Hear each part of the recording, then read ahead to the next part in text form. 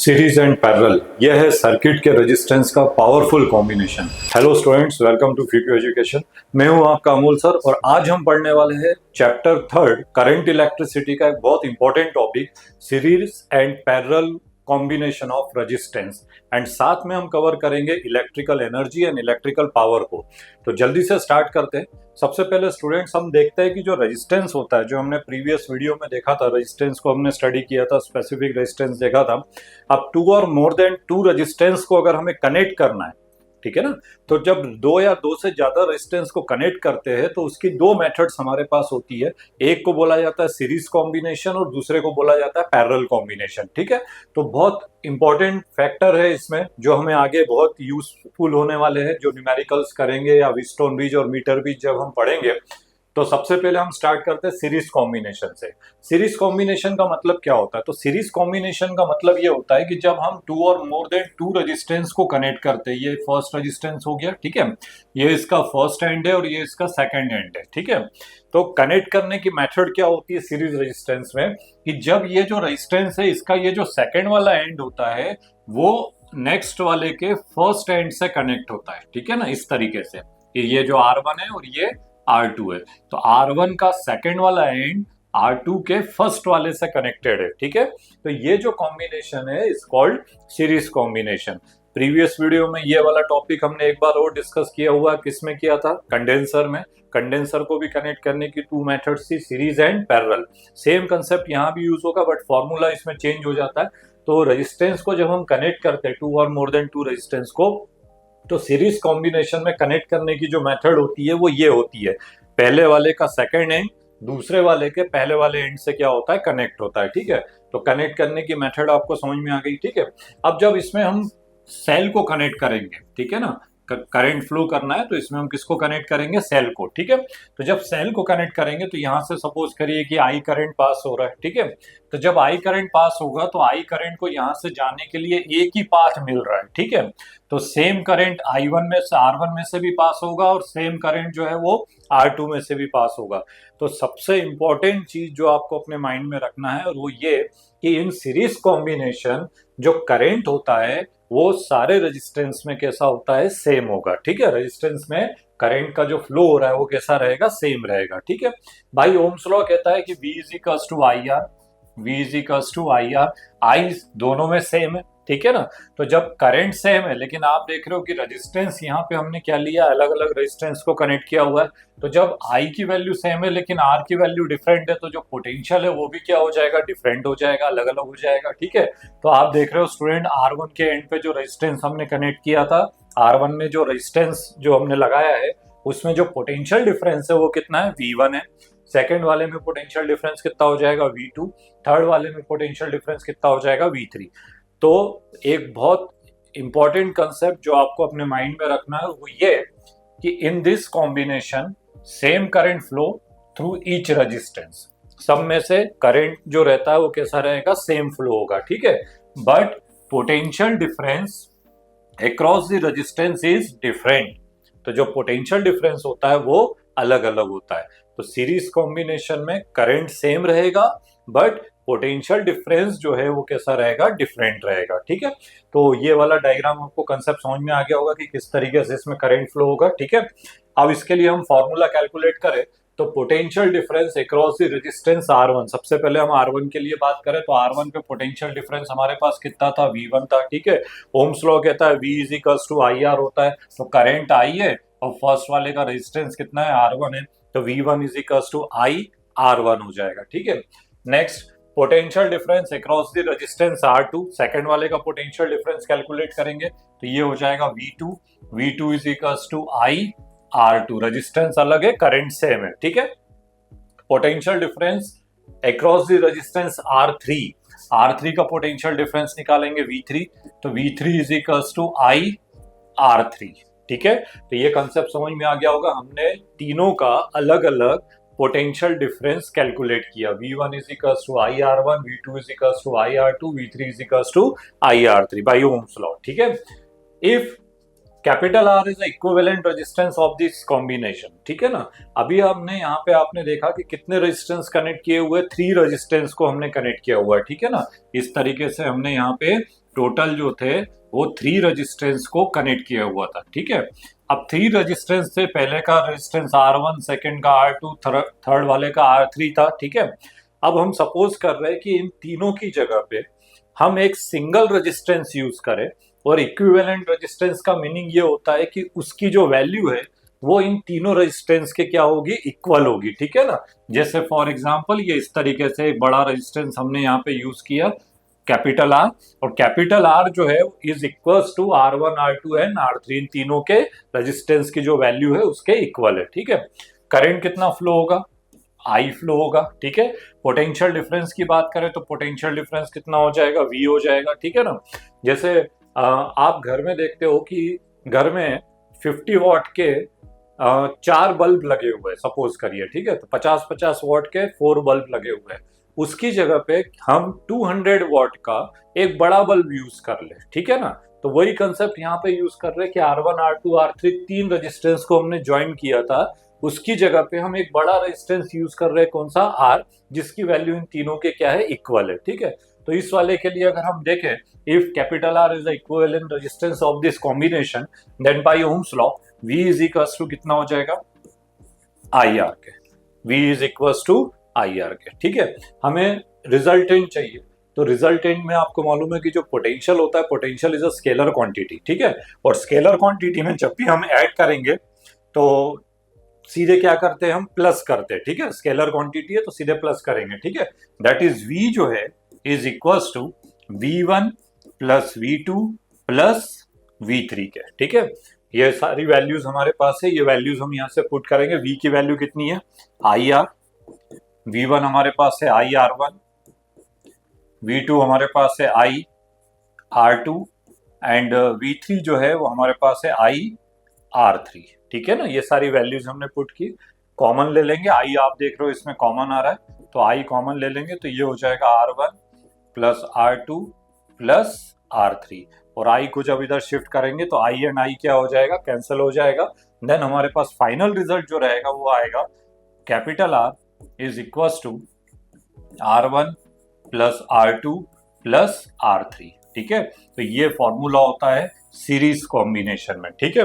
जब आप प्रैक्टिकल में जाएंगे, मीटर ब्रिज का प्रैक्टिकल है, विस्टोन ब्रिज में बहुत सारे क्वेश्चंस आपको मिलेंगे, तो जब 2 और मोर देन 2 रेजिस्टेंस को जब आप ज्वाइन करोगे, तो जब वो सीरीज कॉम्बिनेशन में कनेक्टेड है और आपको रिजल्टेंट फाइंड करना है, तो इस फॉर्मूले के हेल्प से आप उसका रिजल्टेंट रेजिस्टेंस जो है वो क्या कर सकते हो, कैलकुलेट कर सकते हो। तो R is equals to R1 plus R2 plus R3।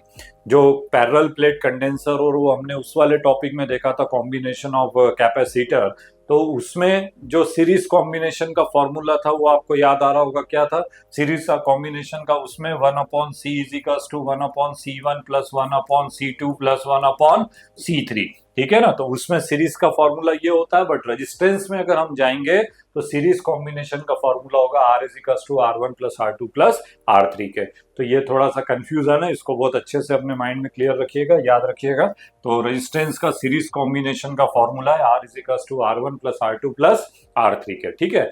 Second जो कॉम्बिनेशन होता है रेजिस्टेंस को कनेक्ट करने का, उसको बोला जाता है पैरेलल कॉम्बिनेशन, ठीक है ना।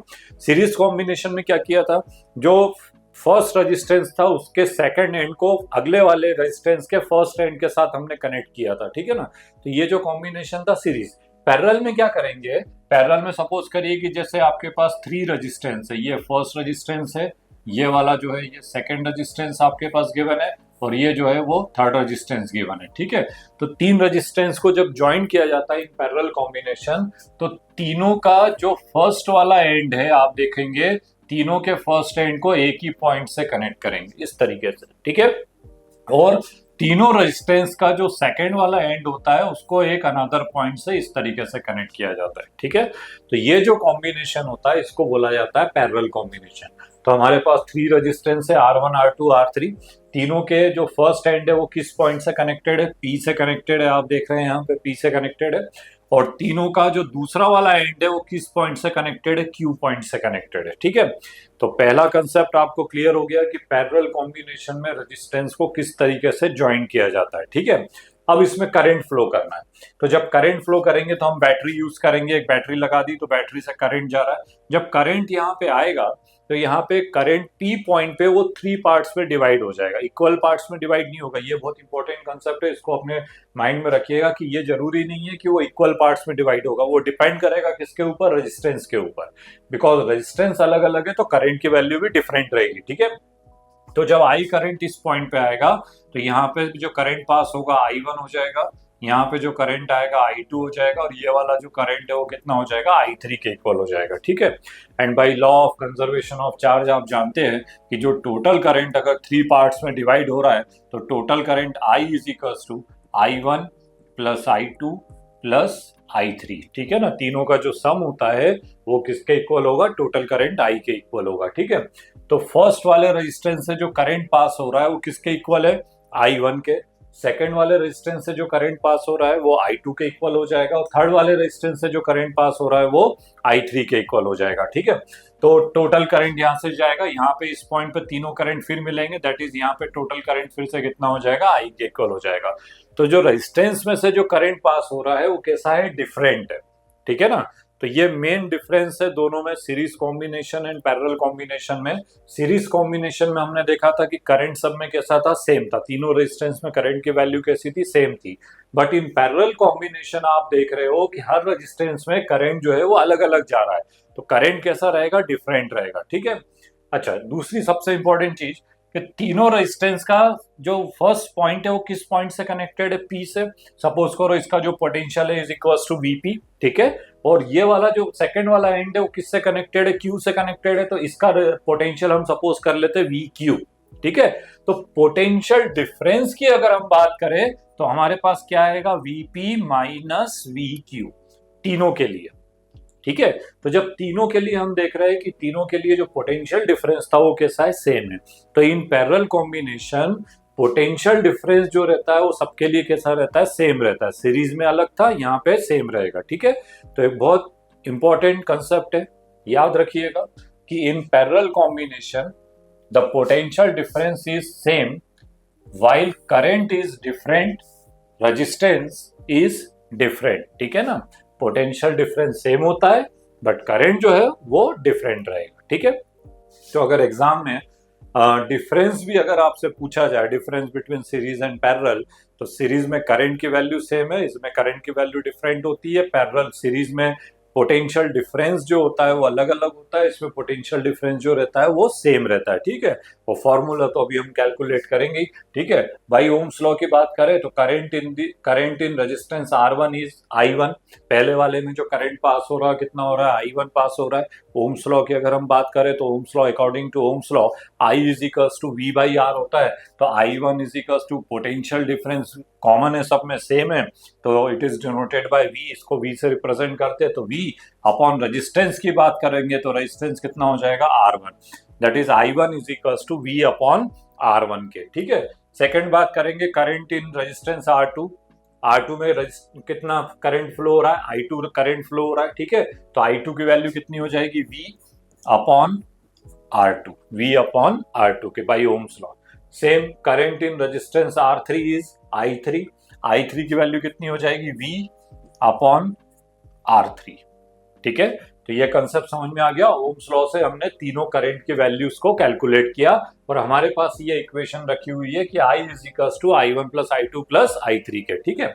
अब यहां भी वही वाला कंसेप्ट यूज करेंगे, तीन रेजिस्टेंस को हमने ज्वाइन किया है।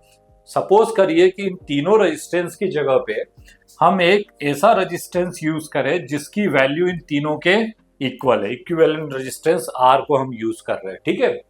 एंड इसमें से जो करंट पास हो रहा है वो I है, पोटेंशियल डिफरेंस कितना है, V के इक्वल है, ठीक है। तो हम सपोज करते हैं कि if the equivalent resistance of combination is R, ठीक है, capital R, then by ohm's law I is equals to V upon R के, ठीक है ना। I is equals to V upon R के। इक्विवेलेंट का मीनिंग आपको समझ में आ गया होगा, तीनों की जगह पे दूसरा रेजिस्टेंस, एक ही रेजिस्टेंस यूज कर रहे हैं बट दोनों की वैल्यूज जो है वो कैसी है, सेम है, ठीक है। तो उस केस में I इज इक्वल्स टू कितना हो जाएगा, V बाई R के, ठीक है। अब हमारे पास इक्वेशन है I is equals to I1 plus I2 plus I3, ठीक है ना। करंट के लिए आप जानते हो करंट स्केलर क्वांटिटी है और करंट के नाइदर भी क्रिएटेड नॉर भी डिस्ट्रॉय, टोटल करंट जो रहता है I is equal to I1 plus I2 plus I3 के इक्वल होगा। तो यहाँ पे हम वैल्यू पुट करेंगे, I का वैल्यू कितना है V बाई R, I1 की वैल्यू कितनी हो जाएगी V बाय R1, ये हो जाएगा V बाई R2 और ये होगा V बाय R3 के, ठीक है ना। V कॉमन लेंगे यहाँ से तो V कॉमन आ गया तो ये हो जाएगा 1/R1 plus 1/R2 plus 1/R3। V and V से क्या हो जाएगा, ये कैंसल आउट हो जाएगा तो हमारे पास रिजल्टेंट जो आएगा 1/R is equal to 1/R1 plus 1/R2 plus 1/R3 के, ठीक है। तो ये था पैरेलल कॉम्बिनेशन में रिजल्टेंट रेजिस्टेंस का फॉर्मूला, ठीक है। तो दोनों फॉर्मूले बहुत इंपॉर्टेंट है, आगे हम हर जगह पे इसमें यूज करेंगे इस फॉर्मूले को। न्यूमेरिकल में इसका यूज होता है series combination and parallel combination. Series का फॉर्मूला होता है R is equal to R1 plus R2 plus R3 and parallel combination में जो फॉर्मूला आता है वो आता है 1/R is equal to 1/R1 plus 1/R2 plus 1/R3 के, ठीक है। तो स्टूडेंट्स ये था हमारा कॉम्बिनेशन ऑफ रेजिस्टेंस, ठीक है। कितने टाइप का था, दो टाइप का, सीरीज एंड पैरेलल, ठीक है। आज हम एक और इंपॉर्टेंट टॉपिक की बात करेंगे और वो है इलेक्ट्रिकल एनर्जी, ठीक है। इलेक्ट्रिकल एनर्जी क्या होता है, तो किसी भी कंडक्टर में जब आप करंट फ्लो करते हो तो उसमें कैसे करंट फ्लो होगा, सबसे पहली इंपॉर्टेंट चीज प्रीवियस वीडियो में हमने बात की थी, क्या करना पड़ेगा हमें, उसमें पोटेंशियल डिफरेंस अप्लाई करना पड़ेगा, ठीक है। और जब हम किसी भी कंडक्टर में पोटेंशियल डिफरेंस को अप्लाई करते हैं तो उसमें क्या होता है, चार्ज जो है वो फ्लो होना स्टार्ट होता है, ठीक है। चार्ज फ्लो हो रहा है, ठीक है। तो जब चार्ज फ्लो होगा दैट इज वहां पे क्या होगा, वर्क होगा। जो सोर्स होता है वो वहां पे क्या करता है, वर्क करता है, ठीक है। और यही जो वर्क होता है वो उस कंडक्टर में हीट के फॉर्म में हमें मिलता है, ठीक है ना, हीट के फॉर्म में कन्वर्ट होता है। और ये जो रिएक्शन है जिसको हम बोलेंगे कि जिसमें इलेक्ट्रिकल एनर्जी जो है वो काय में कन्वर्ट हो रही है, हीट एनर्जी में कन्वर्ट हो रही है, इसी को बोला जाता है हीटिंग इफेक्ट ऑफ करंट। हमने बात की थी करंट के तीन इफेक्ट होते हैं, heating effect of current, chemical effect of current and magnetic effect of current, ठीक है ना। तो ये जो है हीटिंग इफेक्ट ऑफ करंट है कि जब चार्ज फ्लो हो रहा है तो वहां पे हीट प्रोड्यूस हो रही है, बिकॉज सोर्स जो वर्क कर रहा है वो वर्क उसमें हीट के फॉर्म में कन्वर्ट होता है, it's called heating effect of current. Chemical effect of current next वाला टॉपिक जो है उसमें हम डिस्कस करेंगे, सेल के बारे में बात करेंगे। और मैग्नेटिक इफेक्ट ऑफ करंट हमारा नेक्स्ट चैप्टर है, उसमें हम इसको डिस्कस करेंगे, ठीक है। तो ये है हीटिंग इफेक्ट ऑफ करंट, जब किसी भी कंडक्टर में करंट फ्लो होता है तो उसमें पोटेंशियल डिफरेंस अप्लाई करेंगे, पोटेंशियल डिफरेंस के कारण चार्ज फ्लो होगा, और जब चार्ज फ्लो होता है दैट इज वहां पे क्या हो रहा है, वर्क डन हो रहा है, ठीक है। तो when potential difference is applied across the ends of a conductor, then to maintain the flow of electric current through the electric circuit is done by the electric source, and this work done appear in the form of heat in the wire। जो work done है वो उसमें किस form में आएगा, heat के form में आएगा, ठीक है। and the production of heat in the conductor due to flow of current is called heating effect of current, ठीक है। इसके लिए अगर हम कैलकुलेशन करें वर्क डन के लिए तो आपको भी मालूम है work done W is equals to, सबसे पहले, ठीक है ना, वर्क डन हम निकालते हैं, वर्क ही कन्वर्ट हो रहा है हीट के फॉर्म में, तो जब हीट के लिए अगर हम कैलकुलेट करेंगे तो सेम फॉर्मूलेज यूज होंगे, ठीक है। तो work done W is equals to, तो एक बहुत अच्छा फॉर्मूला है पोटेंशियल डिफरेंस का, कमेंट्स बॉक्स में जल्दी से लिखिएगा। पोटेंशियल डिफरेंस का जो बेसिक फॉर्मूला हमने आपको बताया था V का, ठीक है ना, तो V का फॉर्मूला आप लिखिए जब तक अपन देखते हैं W। वर्क डन जो है, वर्क डन का फॉर्मूला हमको कैलकुलेट करना है, तो वर्क डन का एक फॉर्मूला होता है, वो होता है V इंटू क्यू के, V इंटू क्यू, ठीक है। अब आप सोच रहे होंगे ये फॉर्मूला कहां से है, work done is equals to V into Q, where V means potential difference and Q means क्या होता है, चार्ज। तो स्टूडेंट्स पोटेंशियल डिफरेंस का बेसिक फॉर्मूला हमने पढ़ा था, V इज इक्वल्स टू क्या होता है, W बाई क्यू, ठीक है ना।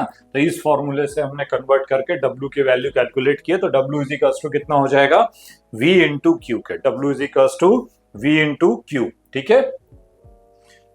अब आप देखेंगे W is equals to V into Q, quantization of charge हमने पढ़ा था फर्स्ट चैप्टर में, Q इज इक्वल्स टू, ठीक है ना, प्लस माइनस ए नहीं होता है, और इसी से हमने करंट के लिए फॉर्मूला कैलकुलेट किया था, current I is equals to Q by T के, करंट I किसके इक्वल होता है, Q बाई टी के। तो I इज इक्वल्स टू होता है Q बाई टी, इस फॉर्मूले से Q इज इक्वल्स टू अगर हम कैलकुलेट करें तो कितना हो जाएगा I, ठीक है, Q is equals to I into, ठीक है। तो ये वैल्यू हम Q की जगह पे यहाँ पे पुट करेंगे तो W is equals to VIT, ठीक है ना। ये Q की जगह पे हमने ये वैल्यू पुट कर दी तो W इज इक्वल्स टू कितना हो जाएगा VIT के। तो हमारे पास वर्क डन का सेकेंड फॉर्मूला जो आया वो आया W is equals to V into I into T के। और फर्स्ट फॉर्मूला तो आप देख ही रहे हो, पोटेंशियल वाले फॉर्मूले से हमने कैलकुलेट किया W is equals to V into Q के, ठीक है।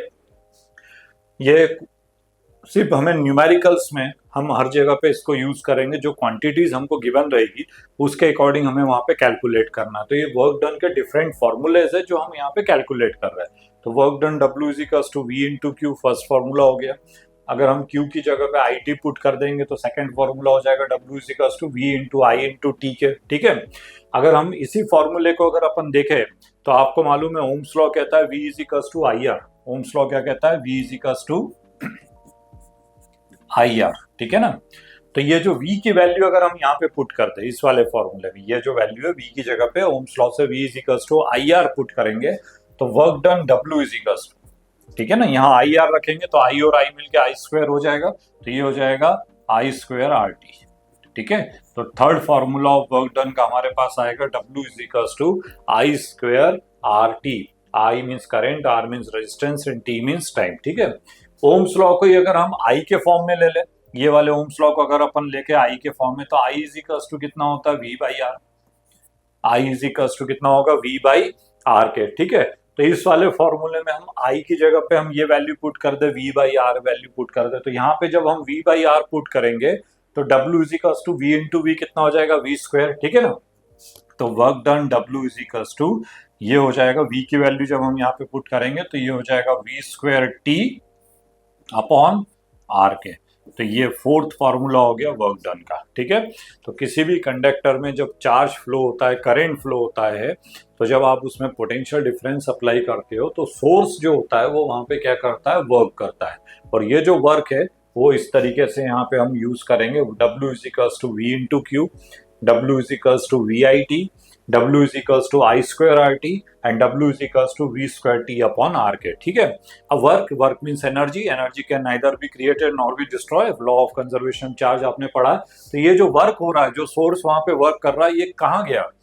तो ये जो वर्क है वो वहां पे किस फॉर्म में कन्वर्ट होता है? हीट के फॉर्म में कन्वर्ट होता है। तो अगर हमें हीट के लिए भी अगर कैलकुलेशन चलना है तो हमारे पास सेम फॉर्मूले रहेंगे। H का फॉर्मूला हो जाएगा H is equals to VIT, ठीक है ना। हीट के लिए V into I into T। Second formula हमारे पास H is equals to I square RT हो जाएगा एंड थर्ड फॉर्मूला हो जाएगा H is equals to V square T upon R के, ठीक है। तो अगर आपको न्यूमेरिकल में कहीं कैलकुलेशन में हीट कैलकुलेट करना है तो इन फॉर्मूले का यूज करते हुए आप हीट को क्या कर सकते हैं? कैलकुलेट कर सकते हैं, हीट एनर्जी को, ठीक है। और एनर्जी एंड वर्क डन आपको मालूम है यूनिट क्या होगा?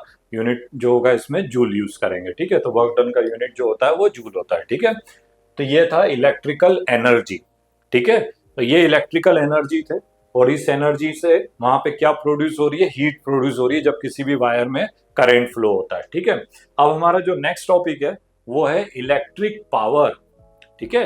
पावर कैलकुलेट करना है, पावर, जितनी पावर हम कंज्यूम करते हैं, ठीक है ना। घरों में इलेक्ट्रिसिटी का जो बिल आ रहा है आपके घरों में, तो जो मीटर जो रीडिंग ले रहा है, तो कितनी पावर आप कंज्यूम कर रहे हो पर सेकेंड, ठीक है ना। इलेक्ट्रिकल एनर्जी कितनी कंज्यूम कर रहे हो पर सेकेंड इज कॉल्ड पावर, ठीक है।